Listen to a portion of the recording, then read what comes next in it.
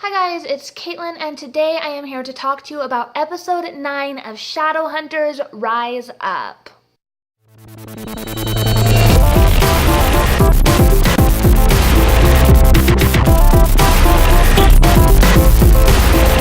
Just a brief overall rating of the episode. I would probably give it an A, probably like an A-ish grade. I thought it was pretty well done. The acting was good. And overall, I thought the story was really good. It was a lot more emotional, and it did have a lot more realistic conflict in this episode, and there were some parts of it that were really well done, some parts of it that were kind of upsetting, but no parts that I can really complain about too much. So the episode begins where the last episode ended, with Simon having run off, and it starts as Raphael catches up to him and they kind of have a little bit of an altercation. Then Meliorn is arrested by Lydia, the envoy from the Clave, and apparently she's not the Inquisitor. I totally thought she was. That totally confused the crap out of me. They decide that they're going to send him to be interviewed by the Silent Brothers, which is just code for we're sending you to the City of Bones to be tortured for information, because they think that the Seelies are working with Valentine because the Forsaken that broke into the Institute last time had Seelie blood mixed with angel blood, and that's how they were able to get past the wards around the Institute. Then it's announced that everyone has been recalled to Idris. Clary runs after Simon, finds him, basically admits to him that she's the one who chose for him to be turned into a vampire. Then Clary, Jace, Simon, Luke, and Isabel rally the Downworlders to an alliance between the vampires and the werewolves, promising them an alliance with the Seelie if they will go and help rescue Meliorn before he is taken to the Silent Brothers. They save him, and the episode ends with Meliorn basically in a show of gratitude offering to help Clary get to Valentine pretty much that moment. So now, as per usual, we are going to be going through my thoughts about the episode step by step as they occurred. So we start off as, Raphael has caught up with Simon, and Simon's upset, throws Raphael against a bus and runs away, and that's when Clary and Jace catch up to Raphael, and Clary's having this emotional meltdown over it because she's like, Simon hates me, he's not gonna forgive me, and Raphael just tells her straight up, he doesn't know. He thinks it was me. He has no memory of his first few moments of being a vampire. He has no idea you were even there. Nothing. And then we jump to the Institute, where Alec is being bandaged up after being harmed by the Forsaken at the end of the last episode, the one that got into the Institute. And they're talking about how the Forsaken was there for the Mortal Cup. What I don't understand is how/why they thought he was there for the cup. Because, a Forsaken just attacked Luke over at the Jade Wolf, and did they think that, Luke had the cup? He just went straight for Hodge. And what correlation did Hodge have with the Mortal Cup? The only correlation so far between the attacks is that they've been going after former Circle members, not that they're trying to get the cup. So I'm not really sure where that information came from. Maybe I missed something. And then we jump back to where Jace and Clary are kind of roaming the streets. Jace has just called Alec for help, and Izzy answered and was like, no, there was an attack at the Institute, you need to come back. Jace is melting down, trying to get back to the Institute, and Clary kind of just slows him down and is like, we need to talk about us. They kind of have this weird, all up on each other moment, and then she's like, excellent talk. Okay. They have these moments that it just is really strange how they're breaking up the episodes and breaking up these moments, because it's like a moment of high stress, high emotion, and then they break it up with something really cheesy and weird, and I'm just like, you need to stay focused, Jace. You're a Shadowhunter. Emotions are clearly clouding your judgment right now. And it needs to stop. Then we jump to Meliorn being invited into the Institute, and he's all happy and just like, yeah, they said they had a couple questions to ask me.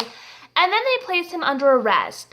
And that kind of threw me off for two reasons. First off, Meliorn is far less creepy than he has been in the previous episodes. His hair isn't greasy, the look overall is good. I can see now why Izzy likes him and why she's got a thing with him. He's not this creepy, short, little greasy man anymore, so that's very nice. The second is, that's dicked. You invite this guy here, and then you arrest him. What are you doing? Why didn't you just go to his tent and arrest him? He lives in a tent in the woods. We think that this guy has been taking information from us and giving it to the bad guys, therefore betraying us and breaking the accord. So we're just gonna call him and ask if he'll come here, because heaven forbid that we have to walk over there and get him out of his tent in the woods. That would be exhausting. How did Meliorn even get in there? Magnus had just redone the perimeter. How did Magnus get in there? How is anybody in there? How is anybody who is not a Shadowhunter in this facility right now. I'm going to go ahead and take a stand and say that Magnus must not be very good at putting up warding spells. And why do they trust downworlders to create the wards to keep downworlders out of Shadowhunter buildings? Like, what am I talking about? If I was trying to keep a bunch of kindergarteners out of my yard, I just make a fence out of kindergarteners. Like, okay, little kids, you stand in a row right here. That should keep them away. There is no way that this plan can go wrong. And when he's arrested because they accuse him of working with Valentine, Izzy says it, and then Meliorn says it. Maybe the way that Valentine got this Seelie blood that was injected into these Forsaken was that time that the Clave asked the Seelie to send scouts to go spy on Valentine and the scouts were killed. Maybe it's their blood. Just maybe. But no. No, because heaven forbid that this common sense, very likely scenario be even considered for a second when you have the chance to torture a fairy. Then we jump to Simon, who's at home, and his mom walks in and she gives him a hug and he's about to bite her, and that's when Clary comes in. I really liked that moment actually, but it was also a little bit weird for me, but it was also really sweet, and it was just kind of like a bunch of confusing emotions all wrapped into one. Simon's mom is like, Clary, you need to go. She's like, oh, my identity was stolen. That happened to me a while ago. It was awful, but I need some alone time with my son right now. But me and Simon have always been there for each other. I need him to help me through this. And I get that that was her way of saying that, Simon, I know what you're going through. I understand. I want to be here for you. We're always there for each other. Don't lock me out of the situation right now. I want to be there for you. But at the same time, how weird must that sound to his mom? But it was also really sweet, and I really liked it because you can just see that moment that it just clicks with him. And he's like, oh, okay. And he leaves his mom. And he's like, of course, we'll talk later. I just have to be there for Clary right now. And they leave. She admits, okay, you know, it wasn't Raphael. It was my choice. I had to choose between putting a stake in your heart and burying you. I chose to bury you. I love you. You're my best friend. And the acting in there is actually really good. Then we jump back to the Institute where Isabel and Alec are arguing, and Jace is kind of just watching because Isabel is really upset about how they're handling the whole situation with Meliorn and how they're refusing to even look at the logical kind of explanation for the Seelie blood in the Forsaken that attacked the Institute. Jace kind of intervenes and he's like, yeah, I kind of agree with Alec on this one. And Izzy's like, are you serious? You just want this to play out? And he's like, whoa, I'm not taking sides here. Jace Wayland is Switzerland. I'm just saying. And then it kind of goes through that like interrogation room window, like the two-sided window, double-sided window, whatever it is, like the interrogation room window. And I'm still really confused. Like, is this CSI Downworld? Is this like Law and Order Shadowhunters? Like, please kind of give me a context, because I thought that like the policing of it was going to be left to Luke because he's actually a cop in this, but apparently they have forensic pathologists in the form of Izzy, and they have like these interrogation room windows, and they have these big like futuristic movie spy network screens where they can track things and shapes all over the city. And I'm just super confused at this point because this institute is all over the place. Like, I don't know what their function is.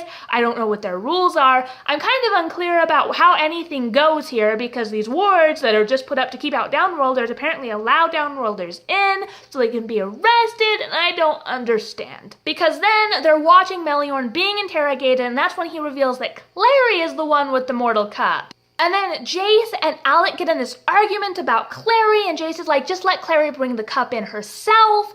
And Alec is kind of just like weird about it, and so Jace kind of rushes into the other room and takes a picture of his rune and texts it to Clary. He tells Clary, you need to draw this rune on yourself because they're going to try to track you and I don't want them to. Then Clary, Simon, and Luke go find Raphael, and they basically blackmail him into helping them hide out, saying, look, Simon needs blood, people are after me, hide us together because if I die, Simon dies, and if Simon dies, you have no proof that Camille was the one violating the courts, and all of you are in trouble. So Raphael hides him. I really like Raphael, you guys. I really like him. I like the actor. I like the look of him. He's nothing like how I imagined him in the books, because I kind of imagined him as like a 12-year-old boy. I think he was like 16 in the books, but I always imagined him as this like little 12-year-old Mexican boy. I still imagined him having that Mexican accent. and just kind of looking like this diminutive little figure, but he was actually a badass leader of the vampires, could tear out your throat in a single move. And I liked it, but I actually like this guy. He looks good. He's aged up, sure, but it still works for me. And I really like the way they're writing Raphael, because they're showing that he's really sinister at times, and he's really kind of harsh and bitter and cynical, but they're also giving him the softness and the sweetness that we don't get in the books until later on. So I really do appreciate that kind of aspect of how they're writing his character, because he's actually super sweet to Simon and is trying to make Simon feel welcome, trying to incorporate Simon into his clan, trying to take care of Simon. Lydia decides that she's sending Meliorn to the Silent Brothers to be tortured. So Jace and Isabel go to Magnus and tell Magnus, we need you to steal Alex Stelle.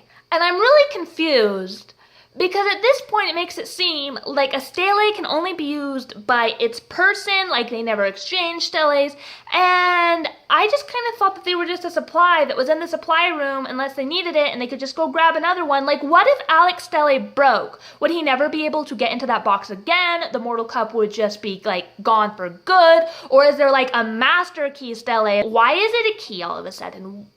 Why can't the same rune drawn by any stele do the same job? So if someone had a master stele, assuming there is one, assuming that they know they have a backup plan in case something happens to their stele, because unless they haven't explained how these steles are completely unlosable and indestructible, I'm kind of curious, but could this master stele totally just be like, oh, Clary drew a rune on herself so that we couldn't track her? Master stele to the rescue! And then Magnus is like, there's no turning back. Why not? Like, you literally are going to go to the door, trick him, steal his stele for a minute so they can unlock the door and put it back. Why is there no coming back from this? Why? I don't understand. Like, it just seemed like, I know it was kind of a big deal, but it didn't seem like a big enough deal to warrant that dialogue. And I was expecting like this huge blow up moment, dramatic scene, epic fight battle. I don't know, but it never happens. And then we jump to Simon and Clary, and they're locked in the basement of the Hotel du Mort behind that thing. And Simon is so creepy in these scenes, and it's awesome. I really liked it. I loved how he was able to play up the creepiness, because I would not have seen that coming from the actor. It was like sinister creepy, not like pedophile creepy. And then they have the moment, because Simon's still mad at Clary even though they're working together. And she's like, look, I know it might have been selfish, but when it comes to you, I'm not a Shadowhunter. I'm not this tough girl. When it comes to you, Simon, I'm still just Clary Frey. And this instant softening on Simon's part, and it's just like so sweet and so kind of sad, because you can just tell that he's reading more into this than she is. Like, she doesn't even know that he likes her that way. And then he's like, I'm hungry. Raphael, I need food. I'm about to eat my best friend. And Raphael comes with like this squad of vampires around him, and he's got this pitcher of blood, and he pours it into a glass with a slice of lime on it and passes it through. And Simon just like chokes it down, passes it back through, and he pours him another glass. I'm like, this is some good service. And then we jump back to the Institute. Magnus, Isabel, and Jace's plan to steal Alex Stelle is going through. He basically just walks up to Alex's door, does this little symbol on it. It becomes like an invisible window thing where he's staring in, watching Alex shirtless, changing this bandage on his arm, teleports the stele out of Alex's room into the safe room thing, the floor next to the box that's in the floor. Jace uses it to open this box, takes out Clary's necklace with the portal shard, as well as the Mortal Cup card. And this honestly was the point when I realized, okay, Clary doesn't have the Mortal Cup. Alec knows that the Mortal Cup is still in the tarot card, which is in the Institute. So I'm really confused why they're like, we must track down Clary because Clary has the Mortal Cup. He knows where it is. He put it in a box in the Institute himself. Even if he can't get it out, he knows where it is. And they're making it sound like Clary stole it, stuck it down her pants, and ran out of the Institute like 5 minutes ago, which is not even close to the case. Because up until this part, I thought that she did. It was an illusion that she gave Alec the card. Maybe I missed a scene where she took it back or where it was stolen again. But no. Like, it was literally right there where Alec left it. The cup is literally in your possession. She might be the only one who can get it out, but you've never tested this theory. You've never seen if the Silent Brothers can get it out. You have the card with the cup in it physically in your possession. And that's when Alec walks out and he tells Magnus, I'm engaged, and Magnus is like, oh, this was a bit sudden. We've only known each other for a little while, but okay. And then Alec is like, no, to Lydia. I really took what you said to heart. And then Magnus is like really sad and vulnerable and bitter in that moment, and I really like it. And it's not like the Magnus we know from the books, but at the same time, I really enjoy that aspect of it. And then he goes, oh, marriage is a wonderful institution. Not that I would know. And that was so sad. And then we get this really weird scene where Jace and Isabel have just stolen the tarot card with the Mortal Cup in it and Clary's portal shard necklace, and they're trying to leave, and Hodge intercepts them, and he's like, you can't leave. And they're like, we're going to help Clary. And he's like, oh, okay, go on. I'm just sitting here thinking, what is Hodge playing at right now? Because that was the sketchiest scene I've ever seen. Totally unnecessary to the plot, unless it was a hint that he's playing at something and shit's about to go down in the next episode. And that's when we kind of get the idea of why Lydia decided that she's just going to go straight to torturing Meliorn. Her husband died because they heard about this plot that was going on in this place. They knew that a warlock was involved in it, and they wanted to kind of force him to talk, but she was opposed to it, so they didn't torture the guy for information. They were totally overwhelmed, outnumbered, and shocked, and her husband was killed because she didn't torture this warlock. So now she's going to torture the Seelie. Apparently, you can't do your job as a Shadowhunter if you don't torture the Downworlders. That's what I got out of this conversation. If you don't torture Downworlders, everyone will die. And then Jace and Isabel show up to get Simon and Clary out of the Hotel du Mort, and Isabel reveals what's going on with Meliorn, and Clary is like, well, obviously we have to save him, and she's just so gung-ho about it. And I actually really loved that scene because that is so Clary. I really love that no matter what they're doing with this character, they still make her the one who is the first to jump up, intervene, say these people deserve better, and to jump in and try to help. And I really like that. And that's when she offers Raphael an alliance with the Seelie and the werewolves if he will ally his vampire clan with them to go stop the Shadowhunters before Meliorn is taken to the City of Bones to be tortured by the Silent Brothers. And Raphael's like, you expect us to ally with you when you came through and lit a bunch of us on fire like a week ago? And Jace goes, you did kidnap a mundane. You remember that, right? And then Simon goes, that was me. And then Raphael is basically like, okay, we'll ally ourselves with you if Simon joins our clan. Simon's like, sure, I'll join your clan. An alliance is important. And so that's how that goes. And then they have kind of this slow motion march of the werewolves and those 3 Shadowhunter kids and the vampires going to the Downworlder entrance to the City of Bones. Like, why do the Downworlders need an entrance to the City of Bones? Like, it's literally just a Shadowhunter graveyard with some smart people in it. And then we have these really funny lines between Raphael and Luke because they're the leaders of their respective clans, and they're just having this back and forth. Like, Raphael's making dog jokes and Luke's making like snide comments about being dead. And then it ends with Luke getting a good comeback in, and he and Simon just like fist bump. But then we get where things are kind of crazy because they start splitting up and they're like, okay, werewolves go that way, vampires go that way, we're gonna go this way. Do not hurt anyone. This is a rescue mission. No one is going to get hurt in this. And then it throws things off because then when Clary gets her far-sighted rune, which apparently with that rune you can see through buildings now, she sees that Alec is personally escorting Meliorn to the City of Bones. Then we get some really actually awesome scenes of Isabel and the vampires taking them out, and I really loved it because, you know, Isabel uses her whip to grab that guy's feet and yank him under the truck, and the vampires was just like zoom, zoom, zoom, and it's like a blur and the people are gone. Like, I honestly, the vampires probably ate them. I don't know. I don't care. The actual taking them out scene was what was important, and I loved it, and it was perfect. Jace kind of takes Meliorn away, gives him to Clary, and is like, you guys need to get out of here, run. And then Jace and Alec get into a fight, and it's bad. And Jace says, I know what this is about. It's about your feelings for me. I can't tell even now if he knows and is just playing down that he knows, or if he doesn't know and he just thinks he knows. I'm not really sure what's going on here. But it ends with Alec's blade against Jace's throat, and Jace is just like, do it, kill me. I don't want to be alive if we're on different sides. And that's when Jace begs Alec, look, we can do this together, you know, we can help, we can do this. And Alec is like, that would make us traitors. No. Then we jump back to where Clary, Izzy, Simon, and Meliorn have all united, and Izzy is going to escort Meliorn back to the Seelie court where he's going to be safe because now he has a price on his head. And I just want to take a moment to say, I love Vampire Simon in the show way more than I liked him in the books. Like, just something that's better adjusted about him in this, and he's just, overall, I really enjoy him a lot more as a vampire and as a person in general in the episodes than I do in the books. And then we get this scene where Meliorn and Izzy are like talking, and he's like, it looks like I underestimated you again. And then they kiss, and they seem to really be in love. Like, in the books it was just a fling. When did it turn from just like a casual like banging for information thing you can see other people to them seemingly so in love with each other?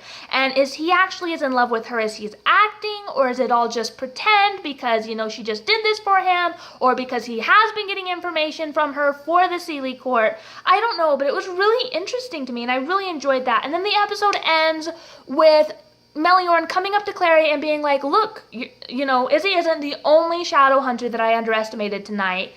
Thank you. I'm grateful for this. So, as a sign of thanks, I want to help you with something. You know how the Seelie Queen gives Clary like a little bell to ring for her? And then the Seelie Queen will appear and help her or something in exchange if Clary will do something for her. I thought that Meliorn was going to give her the little bell. But no, he's like, in exchange for this, as a sign of my thanks, I can show you where your father is. And then it ends. And I'm so confused, because does he mean that the Seelie actively know where Valentine is? Or does it mean that they have a way of finding out? Did the Seelie already know where Valentine was before they sent their scouts? Or did they find out later? Like, I'm so confused. Like, what does this mean? How does he have this information? How is this going to work? I don't know. I haven't seen the scenes for next week's episode, but I'm really interested to see how this is going to go. We're almost to the end. I think we have 4 episodes left. So much is about to happen. Whoa. That was my review/reaction to episode 9 of Shadowhunters. Thank you guys so much for watching. I hope you enjoyed it. Go ahead and comment down below. Let me know what you thought, what you liked about this episode, what you didn't like about this episode. Hit like if you liked it, hit subscribe if you really liked it, and I will see you guys next week with another review for episode 10. Thanks so much. Bye.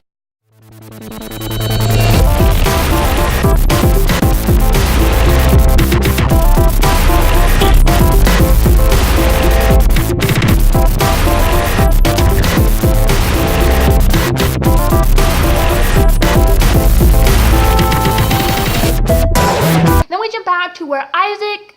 Who is Isaac?